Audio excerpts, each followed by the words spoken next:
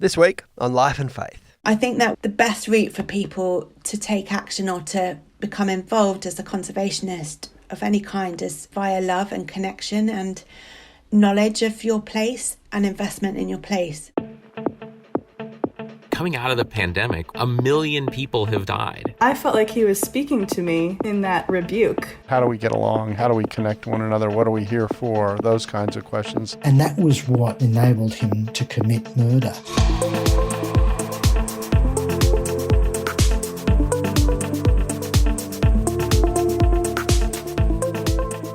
Welcome to Life and Faith from CPX. I'm Simon Smart.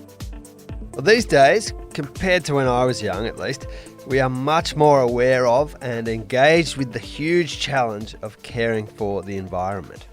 Climate issues, pollution, waste, plastics, and the way that modern life is designed in such a way that we seem to almost inevitably cause harm to the ecosystems and the natural environment around us is front of mind in a way that it once wasn't. But do you ever feel powerless in the face of these huge challenges and wonder whether we can ever work in harmony with the planet rather than against it? Today we'll talk with someone whose childhood was spent living in community with people who cared deeply for the physical creation and actually felt they could do something about these challenges. Jo Swinney is the author of several books, and we'll talk about her latest today. She grew up the daughter of Peter and Miranda Harris, who in 1983 formed, along with some others, the Christian environmental group A Rocha. Now, this was a time when the church was not known for its interest in creation care, and we'll ask Jo about that today. Jo was 5 years old when the family moved to Portugal to start A Rocha, and much of her formative years were spent there. And she's connected again now as Director of Communications at A Rocha, that these days is an international family of Christian conservation organisations operating in 20 countries. Jo's book, written with her mum, A Place at the Table, Faith, Hope and Hospitality, was born out of real tragedy. I was at theological college with Jo in the early 2000s in Vancouver, Canada, and we hadn't spoken since then. I caught up with her from her home in Bath in the UK. Jo, it's so good to see you there. Thanks for being with us. My great pleasure. I want to talk about A Rocha. It was formed by your parents, Peter and Miranda Harris, I think 1983. Now, you were about 5 years old at the time and you moved to Portugal where you spent your early life before going off to boarding school in England. Now, we're going to come to all of that in a moment, but I do want to just first up, straight off the bat, ask you to tell us about A Rocha. What is it? How did it come about in the first place? So first off, A Rocha means the rock in Portuguese. And it came about because a few people, my parents included, they're always keen to say that they were two among a great many people. My dad says that he was born with binoculars around his neck. He absolutely loves birds, and it's a gene I haven't inherited from him, but I can testify that he is never unaware of the birds in any given context. So he, in my early life, trained as an Anglican vicar in the Church of England, and during that 3 years, my mum, because there were three of us under the age of 4 at that point, sent him off for some respite to look at birds in a field study centre in Sweden. I would have thought your mother needed respite, not him. Well, I know. Shall we talk about feminist concerns for a little while? So, yes, off he went, and while he was there, he met someone who shared his passion for birds, and they were talking over dinner about the potential community that was forming around these common interests of the natural world, but also this kind of shared community that was growing around the table each evening as all the people there from many different walks of life and nationalities would sit down and share their stories and what they'd seen that day. So they hatched up between them this idea, and in 1983, very few people, least of all the church, were concerned with any kind of environmental issues, really. It was seen as quite a fringe hobby almost. So they had some things to contend with, but my dad is and was a real visionary, so he managed to get enough support to set off to southern Portugal. And the reason for choosing Portugal was that it had come out of a dictatorship not long before, and there was this massive boom of industry and tourism and infrastructure development going on, particularly in the south where the beaches are very lovely. But it's also a major migration route between North Africa and Europe. And very fast, the usable habitat for wildlife, birds, lots of biodiversity was being kind of gobbled up, turned into hotels and golf courses and marinas. So that's why there. And the reason was love of the natural world, concern to see it disappear, but also as Christians, they believed that the church shouldn't be part of the problem, but part of the solution, because the understanding within Christianity is that God created and cares for deeply everything that he's made, not just the humans. These days, a Rocha is in 20 countries around the world, where you have groups of people, often living in community and caring for their part of the planet. This is a clip from an Rocha promotional video. My name is Ursula Puto. I live in Switzerland. I am the National Director for Rocha Switzerland. So when we think about something small, it's often very negative. We think about something which is insignificant, which is powerless, which just can't make a difference, which you're not even going to notice. But in fact, there's a completely different story behind there, because small things can have a really incredible, enormous impact. I think that for me, for a long time, I didn't realise how badly biodiversity was doing. Biodiversity loss is such an enormous problem, and I didn't actually feel like I could do anything about it to start with. It just felt like something which was completely outside of my reach. Yeah, I think realising that we can still do something about it is already a really big thing. Often we think that we have to wait for the politicians to make the changes or the big guys to do the stuff, and that's what's going to create the impact. My name is Stanley Bayer and I work with Rocha Kenya. My main work at the moment is land purchase for conservation in an area called Dakacha Woodland. Dakacha Woodland is the only other ecosystem where you find the Sokoke scops owl and the Clark's weaver, apart from Arabuko Sokoke forest. And because we are a small organization, we were really overwhelmed by the rate at which the forest was getting lost. What does Christian thinking have to contribute to this kind of activity of caring for the earth? Well, I think if people are honest, there's always a belief system behind behaviour. So it's to do with aligning your stated belief system with your behaviour. So for Christians to say they love God, but then absolutely trash or disregard what he has conveyed as of deep worth and importance to him is completely dissonant. It's hypocritical at best. It's foolish and ignorant at worst. So I think what they were trying to explain by doing, largely, because there's an awful lot of words in the world, they wanted to quietly just get on and do the right thing because it's the right thing, but also shine a light on the coherence of doing the right thing for the reasons that the Bible and the kind of faith world of Christianity is an imperative to do that. Did you witness real progress in terms of healing of damaged environments? So our little plot was, I think, about 4 acres that we lived in this farmhouse with grounds, but the area of focus for Rocha, Portugal was a headland and the marshes alongside it. If you look now on Google Earth, it's extremely obvious that Rocha has been there because it's flourishing. My dad had this obsession with planting indigenous seeds around the place, and we always used to mock him a bit because they were like his little babies, and every evening we'd have to go and check on each little one and water it and weed it, and many of these are now full-grown trees. Yeah. So you can actually see from space that this place has been cared for.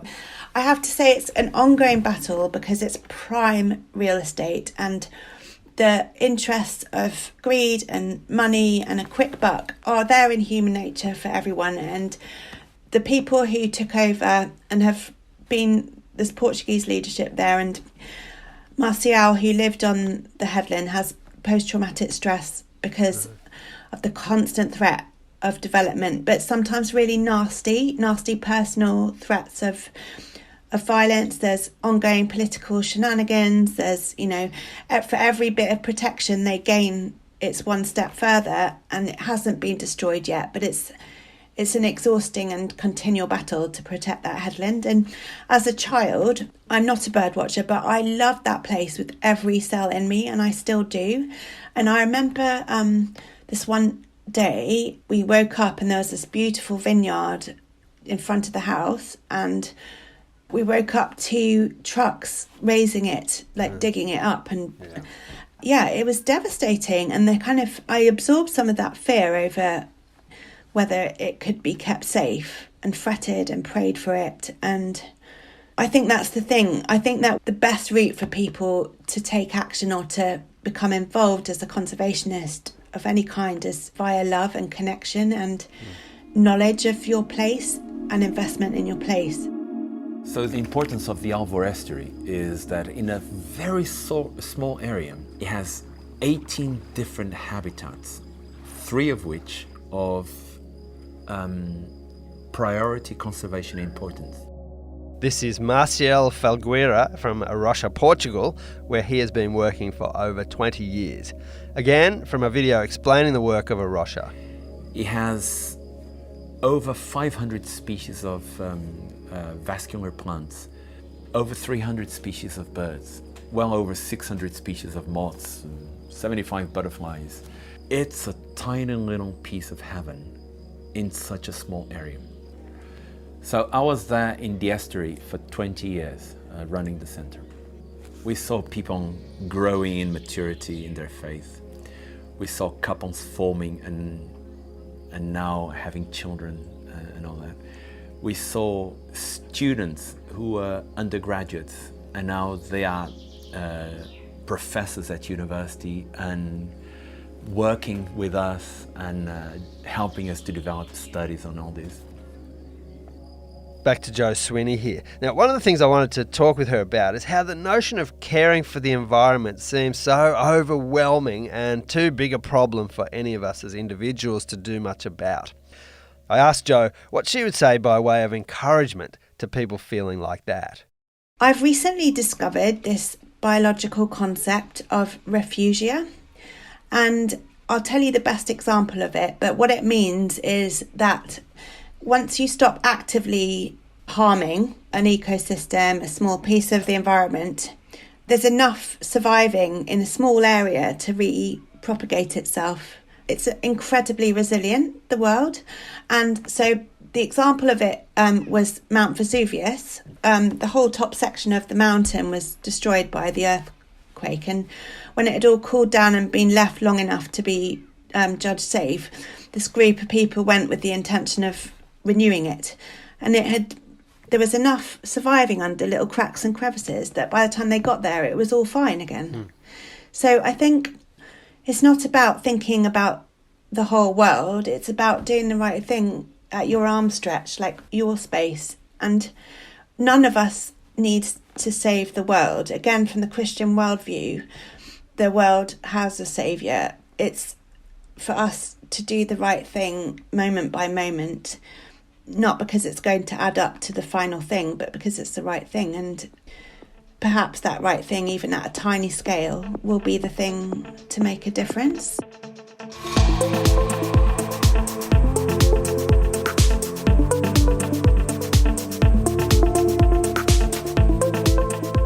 This is Life and Faith, and I'm speaking with Jo Swinney from the UK. Jo grew up in the Arrocha community in Portugal and other places. Arrocha is a Christian environmental group, and Jo had a fascinating upbringing with people from all over the world who were committed to caring for the planet. In this part of the interview, we shift a bit to a subject close to her heart, hospitality. She wrote a book with her mum called A Place at the Table, and you'll hear about that extraordinary book and how it came about. It was born out of tragedy, actually, but it's also a beautiful story too. Here I asked Jo, what's the link between the scientific environmental work and that notion of welcome and hospitality? They do seem to go together at A Rocha. The thinking behind it at the beginning, the conceptual kind of piece of that was that it's a lonely business to be in, so deeply invested in one species or one place, and to deal with the threat of damage to that thing, and that kind of quirky, in-depth passion for something that not many other people might share. So there was a sort of functional thing of giving it longevity, because people had fellowship in that, and the kind of fellowship of the ring kind of sense. It also partly came down to my mum's makeup and what she had to bring into the mix, because I have to use a past tense here. We haven't touched on the fact that she died, but she absolutely naturally mothered people and loved people through food, and was able to create an atmosphere. Like, never was there a meal table set without a candle kind of thing. So I think that entered the DNA via her, and it's continued on. So A Rocha's now in 20 countries. We've got established organisations. There's 80 standing waiting in some way, shape or form to come and join the family. So we have these 5 organising commitments, we call them.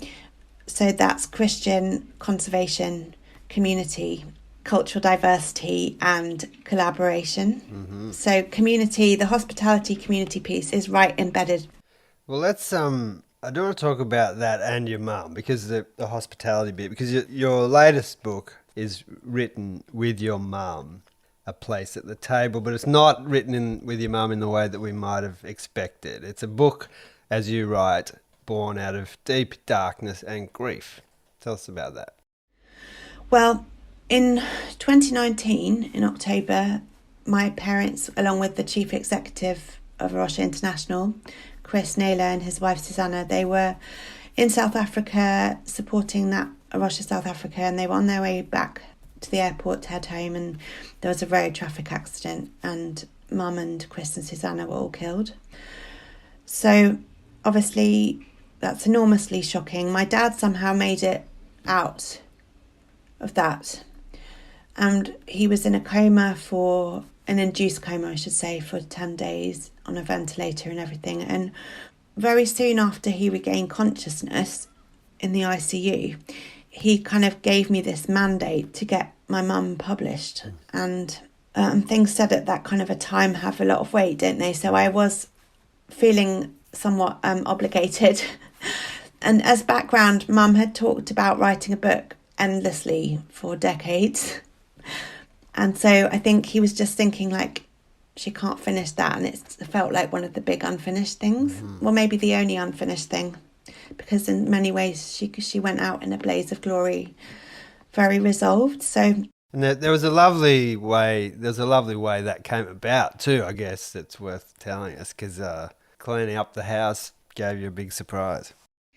Yeah. So we were doing her study, sorting it all out, and then lo and behold, there's this binder labelled the book, and there was her thoughts and her outline and a whole load of writing and notes, and I could then see what I had to work with. And around that organising of hers, she was an amazing archivist, so, and she handwrote everything, so bear in mind all of this is handwritten. Back in the early days, she used to send out these kind of prayer updates and letters, but the postal system in Portugal in the 80s was not reliable. So she'd go off to the paper shop and get a photocopy and then file the photocopy. So we had such a lot of material to work with, and I was just reading it through with the kind of organising themes of food and relationship and community. Probably could have made lots of different books out of what she wrote, but Oh, yeah. Yeah. Well, it's a beautiful book, and I think it must have been a very amazing experience for you to be grieving the loss of your mum and at the same time sitting alongside her, in a sense, as you wrote this book together. It certainly has that feel. Yeah, it was very strange because for a long time while I was at school and after, my relationship with her was mediated via these handwritten letters. So I did very much feel like I was sitting there with her. Dad gave me access to some of her journals as well. So there were things about her that I found out for the first time. There were times that I needed to stop and sort things out with her because I would feel like I can't carry on until I've had a fight with her almost, or asked her for forgiveness for something, or seen something for the first time from her perspective and not my own. So I was writing it just over a year afterwards, so it was quite raw, and my dad was in a very bad state still, and my daily kind of burden was to care, not burden, privilege as well, but so it was an incredibly intense task to do, but I did feel like I had this additional piece of time with her. And it's funny because quite a few of people who love her haven't worked up the courage yet to read the book even, so it's kind of been validating to me. At points I was like, I don't know how to do this anymore. I had to do it in 3 months as well, so it was a very, very intense period, and I've just realised that it's not really surprising, I suppose, that I found it that hard. No. But one thing I discovered was she was very funny. I knew she was funny, but I found her very funny to read. And also she'd kind of underplayed how much of a force she was in getting this thing off the ground. She kind of used to sort of imply that she was like the support team far in the background, showing up with sandwiches, but she wasn't. She was level pegging with everybody in every level of what had to happen to start this thing off. So I felt enormously proud of her to read that. Community is a big theme in these books, and something we struggle with in modern life, and you're very committed to it. But it's hard too, isn't it? Proper community is costly as well as rewarding. Yeah, anytime you get close to another human, there's every reason to expect it to go very badly wrong at some point. I would say that I grew up in a very particular kind of community, borderline commune, really. And I've come to realise that the definition is much different. It's committed life together, to use a title of a man called Bonhoeffer. It's relational fabric of your day-to-day, and a lot of times people want to self-select those who are going to be easy. And as someone who is a Christian, I feel compelled to be less selective, to almost give more time to the difficult cases. Having said that, nobody wants to be a charitable project, so I think if you don't have genuine affection and warmth towards a person, you probably shouldn't be their community, because they'll know that they're a project pretty fast and it will be damaging. But I think what I'm trying to say is community seems to me now just the choice to step from isolation into engagement with others. And yes, that is enormously challenging for introverts, extroverts, for anybody. But worse is isolation, because humans are not designed for that, and loneliness causes all kinds of havoc, physically, mentally, emotionally. It takes more years off your life than smoking. So I don't think we have much choice but to try for connection. Both A Place at the Table and your book Home seem to be kind of inviting us to consider what it means to belong. I wondered if your interest in this subject partly comes from a sense of wanting home and not ever quite feeling it. Yes, I mean, I'm sure. But don't you think that's a universal human condition? I do. I just wanted you to tell me what it's like for you. A big part of my experience is moving a lot and having the people around me move even when I'm staying put. So people and places, that's the kind of building blocks of belonging. So I have had to wrestle through how much is within my gift to create belonging for myself, but also for other people. Yep. And at one point in my life, in my early 20s, I was in a bit of a nihilistic phase of thinking it's just not possible, and I'm going to kind of make a virtue of being rootless. And I was given a very strong challenge by a professor where I was studying at the time, just to consider plant life and how the function of roots in a plant. And it was a kind of an obvious metaphor, I suppose, but it hadn't occurred to me. Just as plants need roots, so people do. Like, you just can't dangle around in nothingness. And so I've tried, even when I know I can't, none of us can guarantee staying somewhere forever. And if we do, it won't stay the same. Even the geography of it might well change. But just moment by moment, this is where I am, this is where my life is, this is where my relationships are. This is the little piece of yard that I have to try and look after. And I will love it, even if it might be very hurtful later, because I might have to say goodbye to all of it.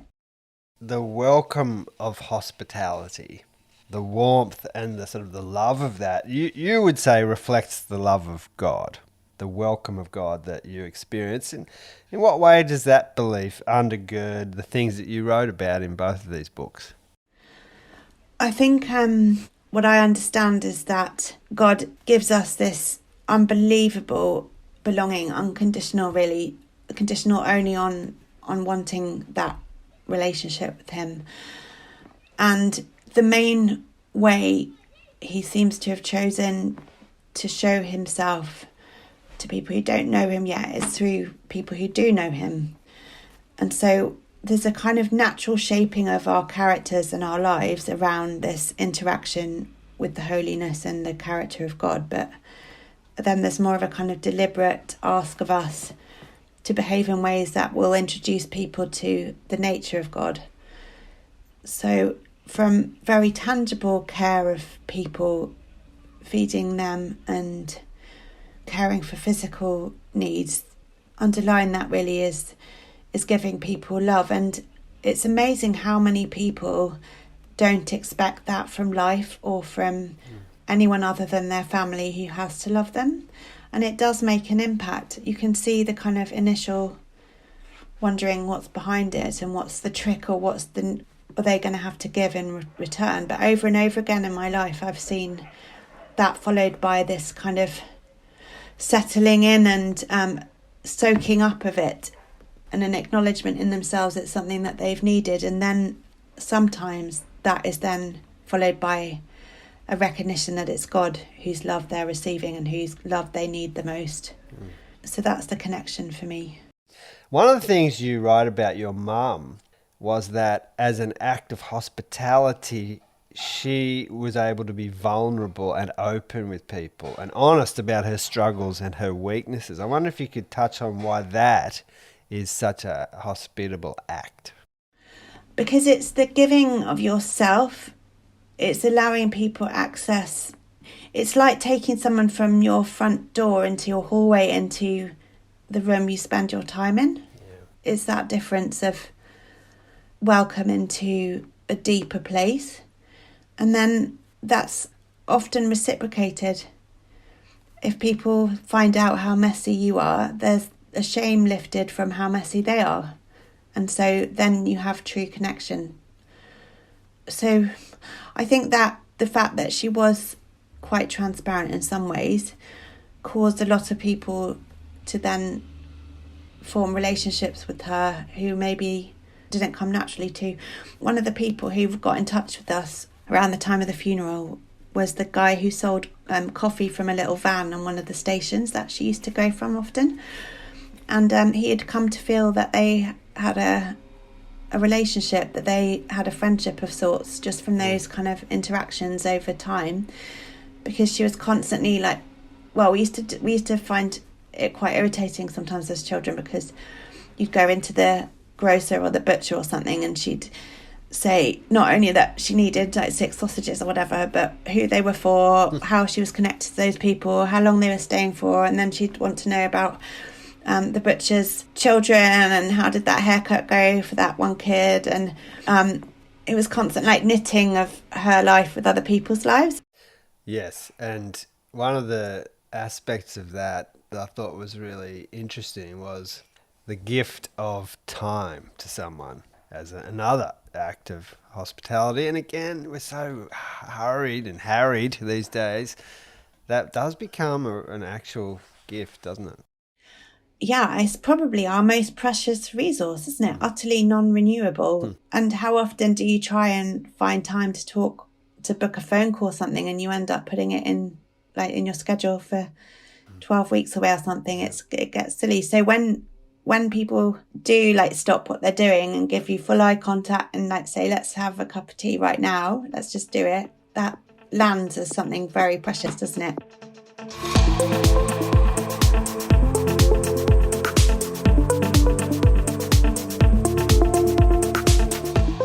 This has been Life and Faith with me, Simon Smart. Thanks so much for being with us. Jo Swinney is the author of a number of books, including, with her mum Miranda Harris, A Place at the Table, Faith, Hope and Hospitality, and also Home, The Quest to Belong. Both books are highly recommended. Thanks so much to Jo Swinney for our conversation today. And thanks, as always, to our producer, the unrivalled Alan Douthwaite. Please leave us a rating or review. Do it now while you remember. It helps us to get out to more people and spread the word about life and faith. Next week. She'll speak to me through here, and then I'll just repeat whatever she says. Not she. It. It is a machine. She wants to talk. Talk to you. If I say no, it's just going to send someone else, isn't it? Probably.